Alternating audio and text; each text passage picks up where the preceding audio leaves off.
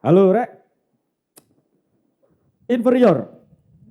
Inferior adalah sikap yang selalu saja memposisikan diri kita itu lebih rendah daripada orang lain, daripada bangsa lain. Nah, sikap seperti ini jika terus dipupuk, ini bisa sangatlah berdampak bagi ketidakmajuan suatu bangsa, teman-teman.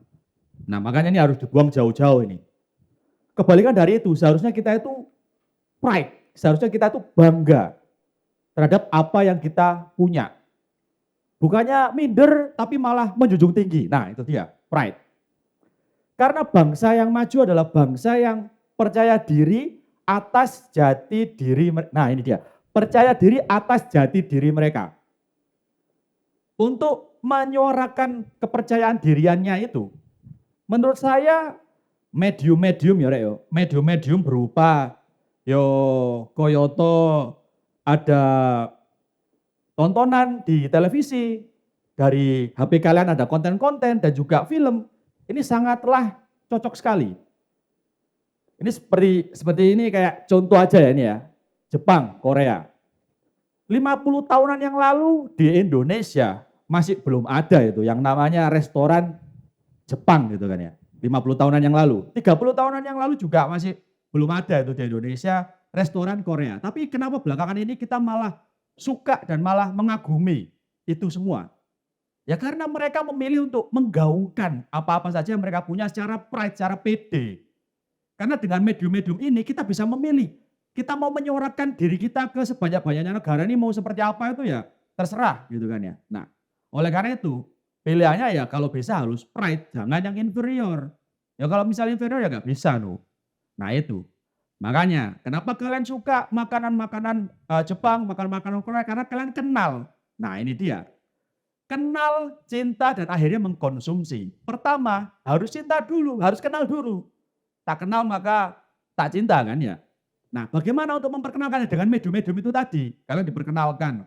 Setelah itu kalian akan cinta lah. Kalau misalnya kalian cinta, kalian akan mengkonsumsi. Nah itu, ini butuh yang namanya pride itu tadi, bangga dulu. Nah misalnya orang orang bangga, kamu ya ora iso nang kene iki ora iso. Ya, seorang yang superior akan terus mengekspansi, tapi seseorang yang inferior akan terus menjadi follower. Nah ini memang truth ini, truth. Nah inilah yang membuat saya akhirnya memilih ya, memilih langkah ke depan itu untuk turut andil. Turut andil ya nah misalnya kamu ngerti dewe, aku ini kan konten kreator ya, aku ini YouTuber ya. YouTuber sing kental nganggo kedaerahan. Yang kental, sangatlah kental dengan kedaerahan yang saya punya. Dan saya malah menjunjung tinggi itu dan saya tidak merasa malu akan itu. Karena itu adalah diri saya. Gitu kan ya. Di tahun 2010 dulu saya memulai channel YouTube saya dan dari situ saya bisa menyuarakan banyak hal. Dan bonus pula bagi saya karena saya terlahir di era yang semakin terdemokratisasinya kesempatan untuk menyuarakan sesuatu berpendapat dengan platform yang bernama YouTube ini. Dari situ saya akhirnya dikenal oleh masyarakat banyak, terus bikin konten dikenal dan akhirnya saya bisa upgrade untuk membuat yang lebih besar lagi yaitu sebuah karya film Yo Wis Band di tahun 2017. Di mana juga sama Yo Wis Band ini adalah sebuah karya yang sangatlah kental dengan kedaerahannya dan tidak inferior tapi justru pride. Bisa dibayangkan ya, aku ini Komalang rek ya. Komalang bawa naskah itu nang Jakarta kan ya. Nang Jakarta naskahnya dadak full basa Jawa. Ya gak inferior ya, kudu pride, kudu iso iki. Tapi delala 1, 2, 3, 4, 4 production house menolak saya. Gak akan laku ini, menggunakan bahasa daerah sok-sokan kamu. Kenapa kamu gak ini, bikin yang kayak gitu aja, lebih mudah, lebih enak, lebih efisien. Aku lah jadi follower kalau misalnya nurutin Mbak Murad. Tapi aku pengen mendisrupt lah istilahnya itu, mendisrupt. Nah, alhamdulillahnya ya Wis Band terrealisasi akhirnya dengan bantuan oleh Star Vision yang memberikan kesempatan untuk merealisasikan karya ini. Dan itu pun dari liku-liku yang juga berbelit itu. Bayangno ya kan. Film arepe syuting. Dadakno manajer, produser ya. Produser iki ora yakin. Telepon kan ya. Halo Bayu, kita balikin semua ya ke bahasa Indonesia ya. Waduh lah ya apa lah misalnya ya wis band syuting di Malang menggunakan bahasa Indonesia. Mosok kondo nang kanca-kancane sing arek-arek lanang padha lanange ngono. Kamu lagi ngapain? Mau makan apa itu? Dijejer raimu ambek sing kanca-kancamu iki. Mangan opo awakmu ya? Kudu harus jujur, harus yang sebenar-benarnya terjadi di masyarakat gitu loh. Aku pingin mempertontonkan itu meskipun rintangannya di awal itu sangatlah berbelit dan sulit, tapi harus dilalui itu semua. Dan berbelit kan itu tadi mau dibalikin ke bahasa Indonesia, saya mulai nekat ya, akhirnya saya tidak punya track record sebelumnya di film, saya nggak bisa bilang apa-apa, saya cuma bisa menggertak, nekat, "Pak gini aja deh Pak, sebelum 500.000 penonton saya berani nggak dibayar deh." Iki sebenarnya ya apa ya, iki koyo nekat-nekat ya kan, dadi karep ambek cangkem iki gak sinkron iki kan ya, cangkem ngomong sih tapi dipikir keri gitu kan. Biasanya dipikir sih baru ngomong kan ya, iki gak ngomong sih baru mikir, "Oh, waduh 500.000 kan ya akeh ya." Nah jadi ini yang saya lalui, jadi kontrak saya itu unik teman-teman, tertulis itu, di Yo Wis Band 1, Yo Wis Band 2, Yo Wis Band 3. Pihak kedua tidak akan menerima sepeser pun dari pihak pertama sebelum film menyentuh angka 500.000 penonton, itu unik gitu ya kan. Nah akhirnya ya singkat cerita Yo Wis Band berhasil direalisasikan menggunakan bahasa daerah, bahasa Jawa, khususnya Jawa Timuran dan itu malah menjadi sesuatu yang unik. Dan akhirnya bisa menjadi, kelanjutannya Yo Wis Band 2 dan Yo Wis Band 3. Nah ini kan sebuah upaya, jadi kalau misalnya inferior ya kita kan nggak jadi apa-apa, harus pride, seperti itu dan ternyata validasinya juga berhasil. Semangat inilah yang akhirnya saya terus pupuk dan saya bertemu dengan orang-orang A, B, C, D, E dan menyatukan visi, akhirnya membentuk yang namanya Skak Studios ini. Nah, Skak Studios, jeneng bukan Bayu Skak. Skak itu singkatan ya, sekumpulan arek kesel, sekumpulan anak yang capek ya kan. Nek awakmu gak ero capek, kesel itu bukan kesel ngambek gitu ya, tapi capek, bahasa Jawa ya kan. Skak Studios, di dalam Skak Studios ini ada yang unik yaitu adalah loka drama. Nah ini dia yang unik. Loka drama adalah drama lokal. Ini ada sesuatu yang harapannya bisa mendisrupt nantinya. Ini ada sebuah payung yang di bawahnya juga ada judul-judul kami yang lainnya yang sudah siap dengan kedaerahannya masing-masing. Dan harapannya loka drama ini bisa mengaktifasi dari Sabang sampai Merauke, kita bisa mengekspos kedaerahan-kedaerahan banyak sekali yang kita punya. Ya kan? Jadi di setiap kedaerahan itu juga harus menjadi sesuatu di wilayah tersebut. Karena apa? Karena karya kreatif itu harus diibaratkan sebagai lokomotif teman-teman. Lokomotif itu kan kepala kereta kan. Nah kepala kereta ini kan punya gerbong-gerbong kan ya. Nah gerbong-gerbong ini harus diisi sama banyak hal. Misalnya seperti contoh Korea ya. Korea itu dua sing HP ya, produk HP ya kan. Sing jenenge Sungsang ya. Nah, iku kan biyen iku kan terkenal produk HP sing murah kan, tahun 2000, 2001. Terus saiki kok iso sejajar karo produk sing cape Apple iki, kok iso? Karena ditarik oleh lokomotif berupa drama Korea dan K-pop dalam kurun waktu beberapa tahun terakhir. Nah itu, jadi karya kreatif. Nah kita berbicara tentang Loro Ati ini di Surabaya syutingnya harus menarik apa? UMKM. UMKM di sini ditarik oleh Loro Ati.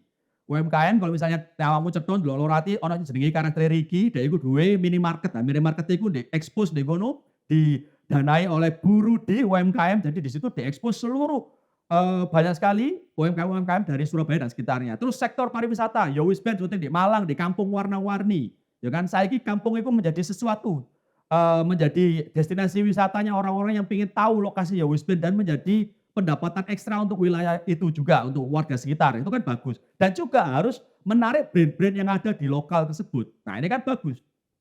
Selain menarik UMKM, sektor pariwisata dan brand-brand lokal, harus juga yang ditarik adalah SDM-nya. Jangan tiba-tiba syuting sudah di Surabaya 100% seluruh kru dari Jakarta, dari ibu kota. Pemain 100% dari ibu kota. Nah terus yang ngomong wong Surabaya lapun, lho syuting make up loto, wih kuwi syuting. Ya nek iso ya melo supaya apa? Supaya kita juga turut andil dalam peran untuk juga menggaungkan itu tadi, pride itu tadi, ya kan. Panggung kan selama ini jauh di ibu kota sana.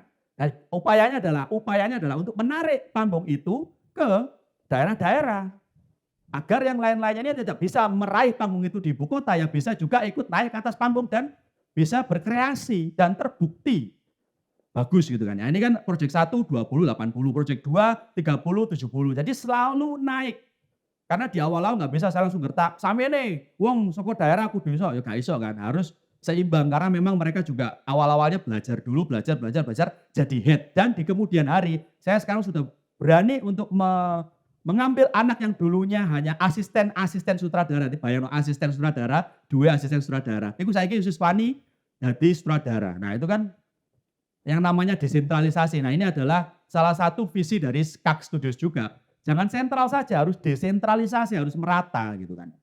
Kesempatan itu tadi dari para pemain juga, pemain itu malahan 90% dari Surabaya dan sekitarnya. Semangat sing digaungno apa rek? Semangatnya Bung Tomo biyen kan ya.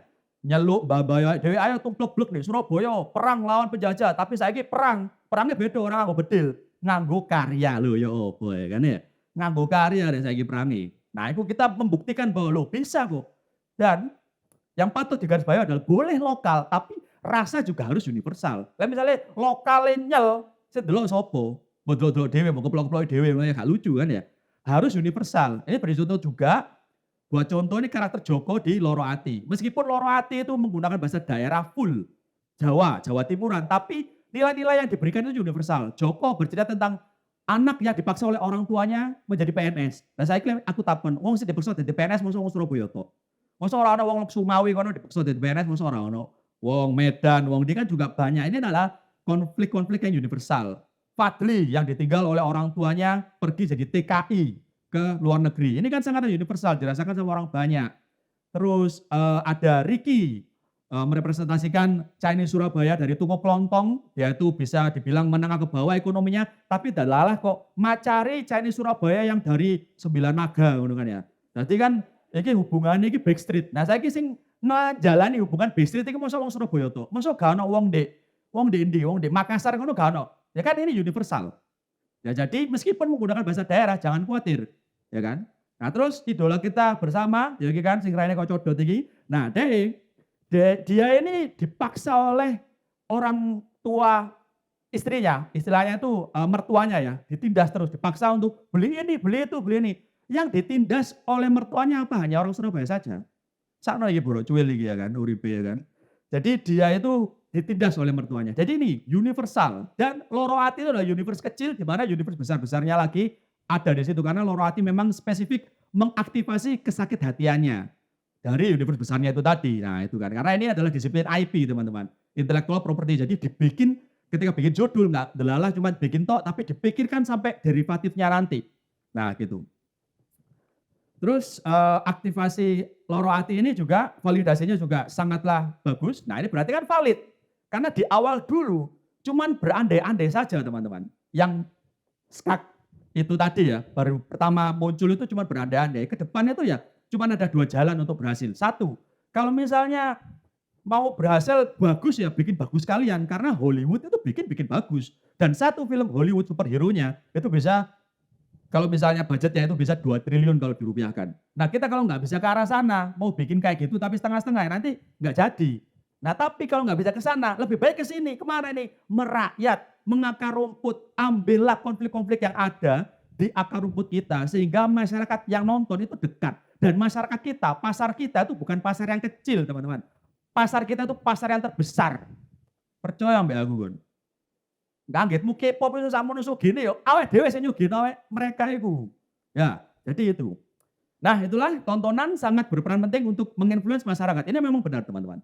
Karena masyarakat Indonesia adalah masyarakat yang melakukan sesuatu dari apa yang mereka tonton. Kebanyakan ya, kayak gini. Nah, kalau misalnya sekarang bercontoh kalian lihat ya, anak-anak kecil turun ke jalan kalau malam-malam gebukin orang secara random gitu kan ya, jangan kaget. Kalau misalnya 10, 15 tahun yang lalu ya kan? Televisi menyiarkan ya wis kebut-kebutan, gelut-gelut itu kok normal kan ya, ojo kaget karena memang begitulah. Masyarakat kita itu ya melakukan sesuatu dari apa yang dia tonton. Nah, kalau misalnya punya kesempatan untuk menginfluence, influencer yang bagus gitu loh, yang bisa berdampak baik lah gitu. Itu. Yang lanjut lagi ini di ujung ya kan, saya di sini juga menghimbau agar kita semuanya tuh bisa lebih. Dalam artian lebih itu adalah lebih kreatif, lebih inovatif. Ketika kita kreatif ya, kita merasa bahwa diri kita paling kreatif, kita lihat kanan kiri, loh ternyata banyak orang kreatif ya di sekitar kita. Ketika kita merasa bahwa diri kita yang paling inovatif, ternyata loh masih banyak ya orang lain kanan kiri kita juga inovatif. Harapannya ya kalau bisa, upayakan untuk bisa disruptif teman-teman. Apa sih disruptif ini? Disrupt dari kata mendisrupt itu mengacaukan, ya kan? Mengacaukan tatanan yang sudah ada, malah dia runtuh dan kamu bikin tatanan yang baru, malah semua orang itu ikutin tatananmu gitu loh. Beri contoh sapa Steve Jobs, gawe HP sing marke Apple, ya kan? Nah, dia kan biyen ya ono wisan HP sing ono tombole, tapi dia gak HP kok ngene, gak ono tombole. Malah dia diikuti orang banyak dan semua mengarah ke dia. Nah, itu yang disruptif. Arahnya harus ke sana, teman-teman. Jadi seperti itu. Pride, bangga terhadap diri kita, jangan mencoba untuk menjadi orang lain. Banggalah menjadi diri kalian sendiri dengan budaya, dengan kedaerahan yang kalian miliki masing-masing. Gitu. Dan mungkin kata-kata akhir, all of you, you, all of you, us, yeah, us. None of us really know what changes, big or small, lie ahead. But one thing is certain, our journey is not over yet. We can only hope that in some small way, our time here will be remembered. Ini kayak film apa ya, Be? Ya kayak mana? Act locally but think globally. Skak. Suruh sing akhirnya.